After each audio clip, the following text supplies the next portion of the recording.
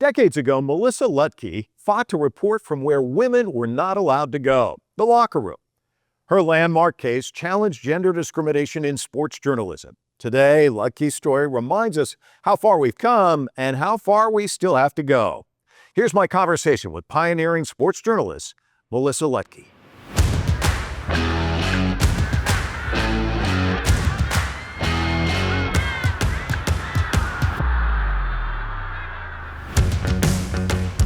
In the 1970s, being a woman in the press box wasn't just rare, it was revolutionary. Sports journalist Melissa Ludtke didn't just cover baseball, she challenged the rules that kept women on the sidelines.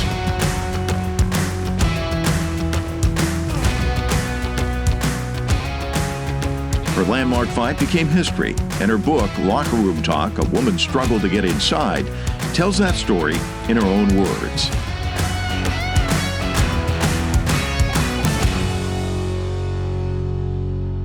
When they decided to come after me, they came after me with many of the same techniques we see today. They wanted to sexually objectify me, and by doing that, they would take away my power to have a voice about what I was doing, which was really, in my view, you're absolutely right. It was a fight about doing my job. And I now characterize myself, looking back, as exceedingly naive. Right. Well, I didn't imagine that this was going to be the way the coverage was going to play out. I said, okay, use my name as the lead plaintiff in this case when I was asked, thinking this was all about a young woman in the 1970s, like many other young women, trying to break into a field that was male-dominated, and I just wanted to do my job. Boy, was I naive. If you can call a locker room where you have 30 men who didn't have anything to do with the game walking around and talking to you and still maintain that that's a private situation, I don't buy that. It's a situation where they're a public figure at that point. They're not a private individual in their home.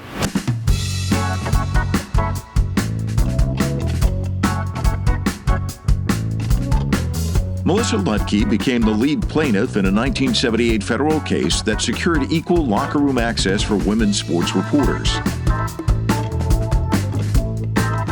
But the courtroom wasn't the only place she had to fight. The spotlight followed her everywhere, including a surreal moment at a Broadway play. What I love about your book is that it's not just kind of the basic 15-minute interview. I mean, you really delve deep into what happened. One of the things that the takeaways from your book that I really liked is you go to this Broadway show and suddenly people were talking about you behind you in this case. I mean, but you forget I'm with my parents, exactly, of all people. And how surreal was that? Yeah, it was very surreal because the complaint was filed with the court on December 29th, 1977. And that day, in preparation for that, the AP sent out over their wire. And for anyone who's young watching this means they pressed a button and it became digital. But it went out over their wire and it appeared in papers and all over the country, and it went to radio stations. So what I experienced that night is that my parents had driven down, gotten there a little late, and I'd bought tickets to go to the gin game with Jessica Tandy, and, it was going to be fabulous. So we took our seats in the mezzanine a little early, and I was catching up on siblings. We had 5 in our family. We had a lot to talk about. And then there were 2 women seated behind us, and then all of a sudden we noticed that conversation was starting. It appeared that their 2 husbands were joining them. That's what I surmised.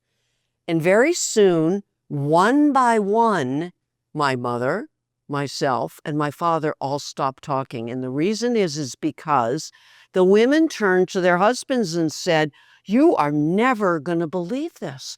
There's a woman, she's pretty young, there's a young woman who is going to be suing baseball so she can go in and see players naked." I thought, wow, I guess they are talking about me, but this wouldn't be how I would characterize it.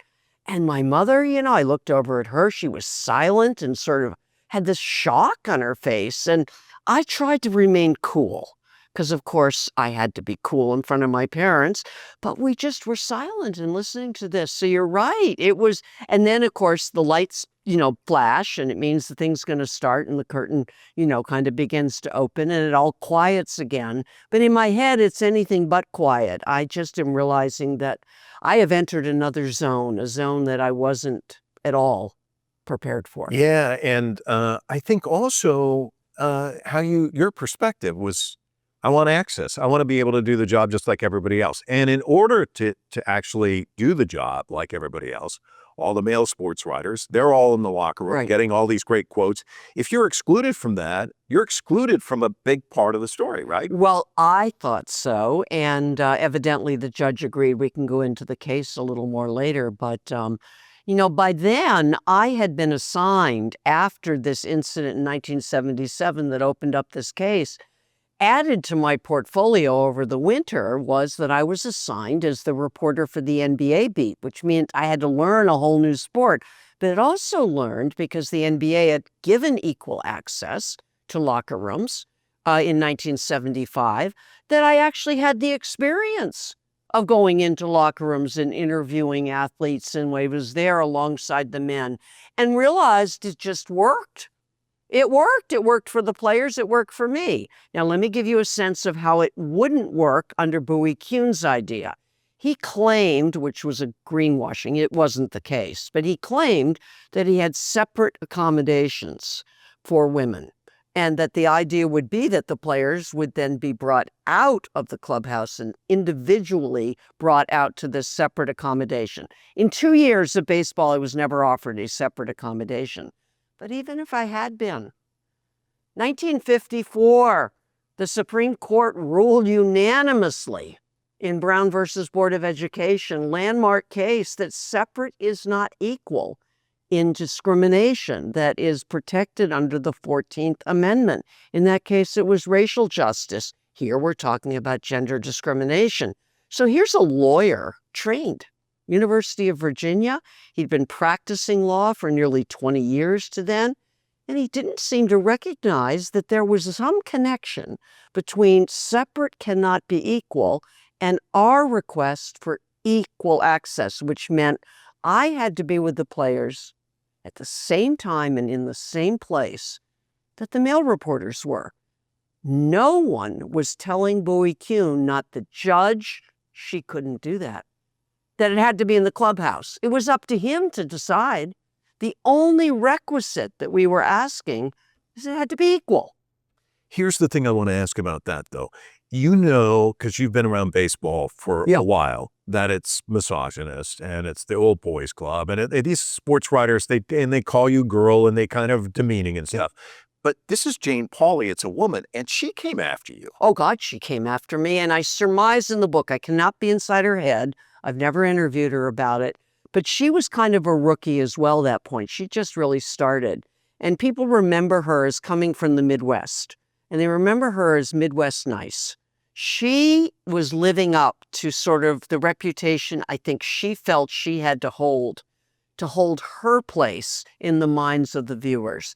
If she were to suddenly be viewed by the mass of Americans at that point as being a, quote, women's libber, taking the side of this extreme case, what was becoming a wedge issue, we know what that is now politically. If she were to be seen as taking that side, I think she felt that that wasn't where she wanted to be. So what she basically did, to go back to this separate accommodations, I'm trying to answer a question about just the chaos after the sixth game, when they did give me a runner who was supposed to go in and get the athletes and bring them out for me. Didn't work. It was like crash and burn. It didn't work at all. The athletes wouldn't come out. It just didn't work. We had a little pilot test. It didn't work.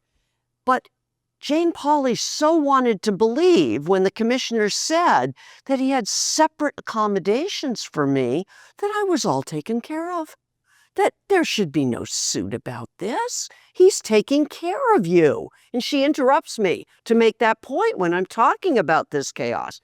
And I reminded her, I said, no. I'm squished against a concrete wall. The fans have come in through the dugout tunnel. They are screaming. I said, had my male escort been able to deliver me a player who had actually played in the game, which he never did, I would not have been able to have him hear a question I was asking, nor would I have heard his answer. So anyway, but she interrupted me, and then even more at the end of it, she took from a very nervous me before the show, when I was trying to kind of do a little lighthearted joking with her about a big, big picture of Reggie Jackson behind us in the clubhouse that night, with his big barrel chest because the photographer had sort of taken the picture below. So, in just trying to chat with her, which she wasn't very chatty, but she evidently took notes, and then she made up this question at the end to really, really embarrass me. And that was, when you arrived out here and you looked up at that picture, you turned to me and said, "Is that Reggie Jackson's chest? So why aren't we to assume that after all, you only want to be in that clubhouse to look at men's bodies? I'm on live TV. And, this is a player who I would drive up to the stadium with him in his Rolls Royce so that I could interview him, because I could not get in the clubhouse. For anyone who thinks I could have spent 2 years covering the Yankees and not know Reggie Jackson." So, but she blindsided me, and it took a while for me to kind of compose myself. And in the end, I managed a relatively decent answer, but I walked out of there with one major lesson. And that's the moment I realized I was different. I was a different person now. I couldn't do banter with people. I couldn't take at my eyes or my gut level a sense that I could trust this person. I couldn't be natural. I had to always be on guard with what I said, lest it be taken and used against me. I'll just read one little section from your book. When the onslaught started, I realized right away how little control I had over how all of this would unfurl. I also didn't know where to turn for solace, so I internalized the emotional pain. This, in part, contributed to my hasty, ill-advised decision to marry a man whom I barely knew and whom my friends and family wanted me not to wed. To me, I saw becoming a wife as the safe harbor I needed to have as this media storm raged. That really hit me when I read that. It gives me to write it again, and relive it. I know, because there were decisions you made about your personal life based on this case. Very bad decisions. The marriage ended in divorce several years later. But the decision, let me try to explain it. I mean, I guess the best metaphor I can do as a sailor is to talk about when you're out in a storm, you want to find a safe harbor. And this man kind of jumped into my life in January, just after the suit had been filed. And he seemed to offer that. And then with his precipitous proposal and my precipitous agreement to marry him 3 weeks after I met him, that's 3 dates after I knew him, was really trying to back off of being this somewhat attractive, slender, blonde-haired, single woman, which I thought had a lot to do with the way I was being characterized and targeted. And we have to put ourselves back in the 70s. I mean, there was a lot of debate then about, who these single liberal women were, what they were about. And married women were still thought to sort of be part of the old tradition.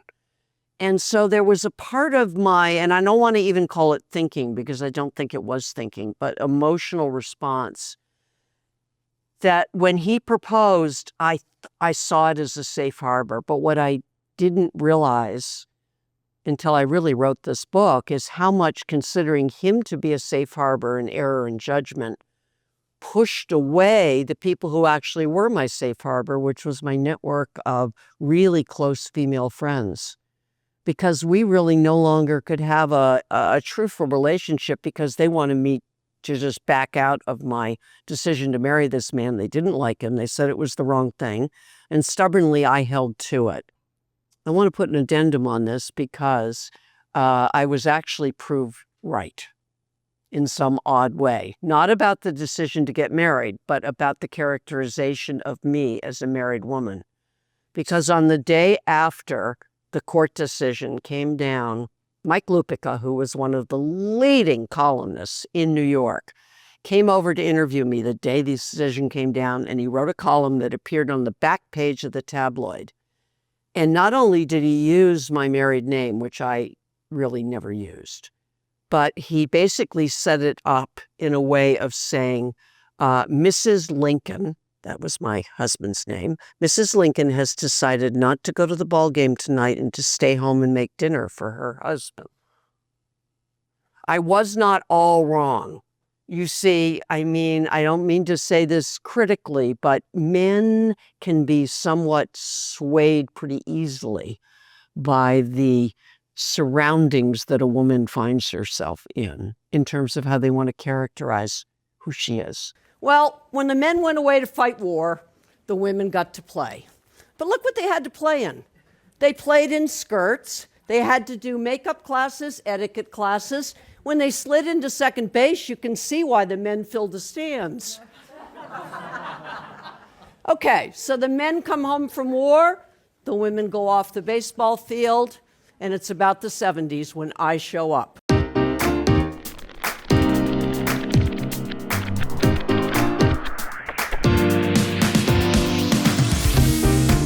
Decades later, Melissa Ludtke's voice still echoes in newsrooms. She mentors young women, speaks out about setbacks in gender equality, and reminds us that the fight isn't over.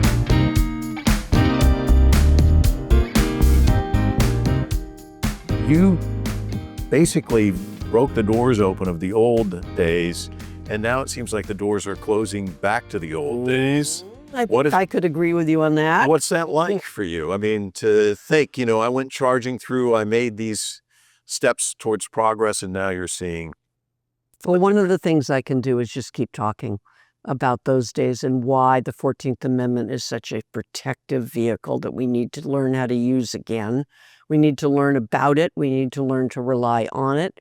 We need to learn to have lawyers who can argue cases based on it. It's going to be an invaluable amendment for the time ahead. So one of the things this book, and you're right, I did steal the first part of it, the main title, Locker Room Talk. When he said it, I realized that was the title. But then I bought it back for myself with the subtitle, A Woman's Struggle to Get Inside.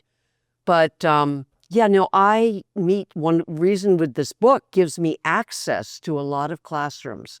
I was just out at Indiana University. I do Zooms constantly into classrooms. I'm able to speak with people of the younger generation. For example, when I joked last night, when I tell them about meeting Frank Gifford, who helped me get into my career, I have to say to them, remember, he's Kathy Lee's husband. But, with my crowd last night, which was more gray-haired and white-haired like me, they knew, Frank Gifford from Monday Night Football and the rest. So I have to adapt it a little, but it's my honor and pleasure to be able to go into the classrooms with young people and be able to tell them my story, but then relate it to their lives today.